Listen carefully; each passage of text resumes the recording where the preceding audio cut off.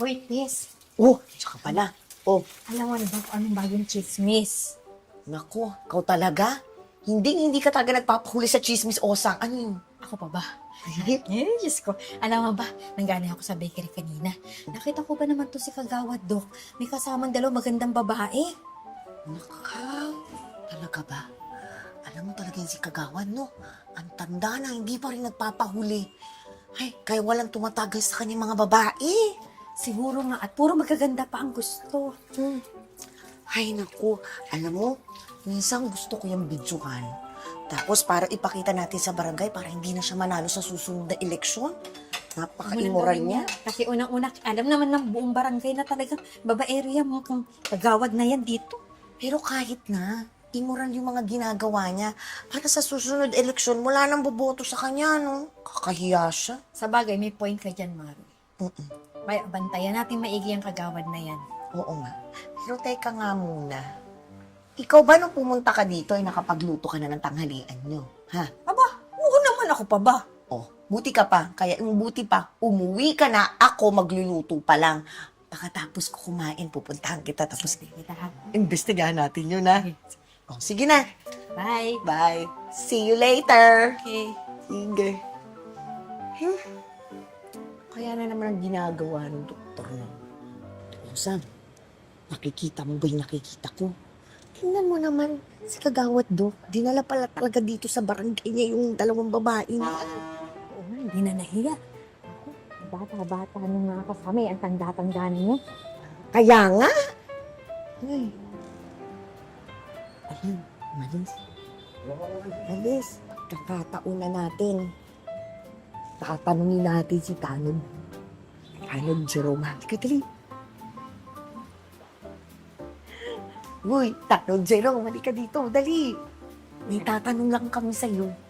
Ano po? Tano, Jerome, si Kagawad Dok ba yung may kasamang dalawang batang babae? Oo, yung batang babae. Ano, dinala po ni Kagawad, pupunta sila sa hotel, mag-check-in daw ho eh. Ay, sus Maria. Sinasabi ko na sa'yo, musang kita mo. Pinakalandakan pa! Talaga siya pa yung nag-check. Ito sa Talaga mga... hindi na nahiya, tanda-tanda na. Eh, bakit niyo pala natatanong? Ay, wala naman. Napansin lang kasi namin eh. Ano kami pansinin? Diba sila? Sige po. Eh, balita ko kasi, doon din matutulog si Kagawad eh. Kasi napaka-immoral na talaga ng Kagawad na yan. Wala talagang delikatesa. Oo, isipin mo. Sige, una na ako kasi may asikasuhin po ako. Sige. Salamat ha. Sige po. Ingat ka! Ingat ka. O ano, naniwala ka na ngayon sa akin. Ka-immoral talaga. Alam mo, kailangan na talaga natin gumawa ng paraan. Ay, oo. Ay, meron ka bang plano?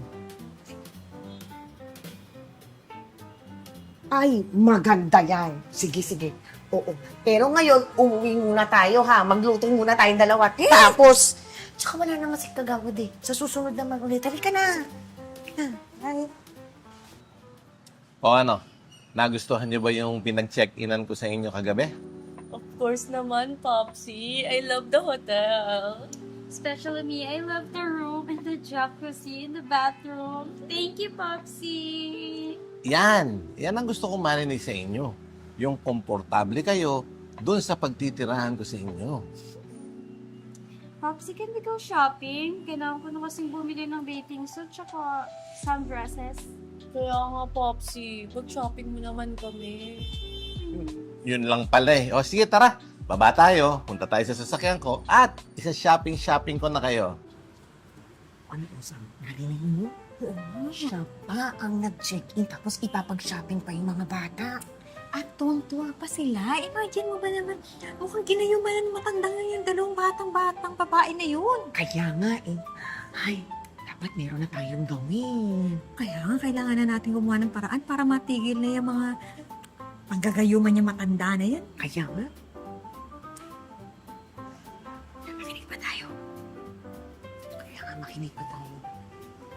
Tara, Thank you. tara, shopping tayo.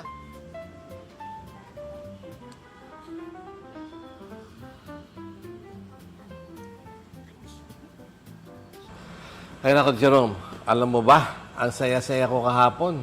Kasi yung dalawang kasama ko, si Tanya at si Stephanie, aba, Sobrang saya doon sa pinag-check-inan ko sa kanilang hotel. Tapos tuwan-tuwa pa sila doon sa shopping-shopping nila.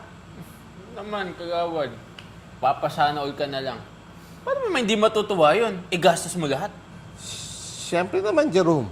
Alam mo, sa katuwiran ko nga, minsan lang ito dumating sa buhay ko eh. Kaya talagang ibibigay ko sa kanila lahat ng gusto nila. Kagawad, ano po ba yung plano mo talaga sa kanila? Sa totoo, habang nasa akin sila, walang pwedeng lumapit sa kanila. At wala din pwedeng kumuha sa kanila sa akin. Grabe naman yun. Hindi ba naman parang nakakulong sila sa'yo? Di naman. Ang lagay pinoproteksyonan ko lang sila. Uy! Uy! Anong ginagawa niyong dalawa dyan? Kasi hindi ko makatulak eh. Kaya nahulog tuloy kami. Oo nga. Pero may tinatanong ako sa inyo. Anong ginagawa niyo dyan? Malamang kumukuha na naman kayo ng chismis, ano? Ay, hindi po, no, kagawad. Hindi to chismis. Totoo to. At nakita namin dalawa ni Osang. Meron kaming kasamang dalawang babae. Oo nga, kagawad. Kitang-kita namin na meron kang dalawang batang babaeng kasama. Chine-check-in mo pa at itinatago mo pa. Ay, nako, kayong dalawa talaga. Ang dudumi ng isip nyo. Pero sige, aaminin ko na sa inyo. O, kita mo, aaminin din naman pala. Di totoo nga. Napaka-immoral. Okay, kayong dalawa, makinig kayo sa akin, ha? Oo, yung dalawang chicks na kasama ko kagabi, mga balikbayan yun. At sila ay mga pamangkin ko.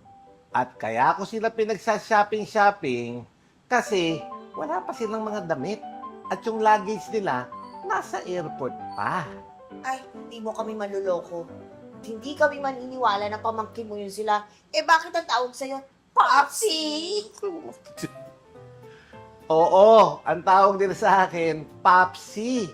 Kasi kapatid ko yung tatay nila. Kaya imbis na Papa itawag sa akin, Popsi ang tawag nila sa akin.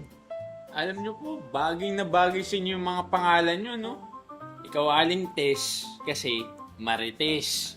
Ikaw naman Aling Osang, kasi Mosang. Sorry na po, kagawad. Ito kasi si Osang ay pumunta sa amin tapos chinismis ka. Hoy, sabi mo mag-imbestiga tayo mabuti, di ba? Ikaw nagsabi sa akin nun. Ay, nako. Tigilan nyo na yan. Huwag na kayo magturuan.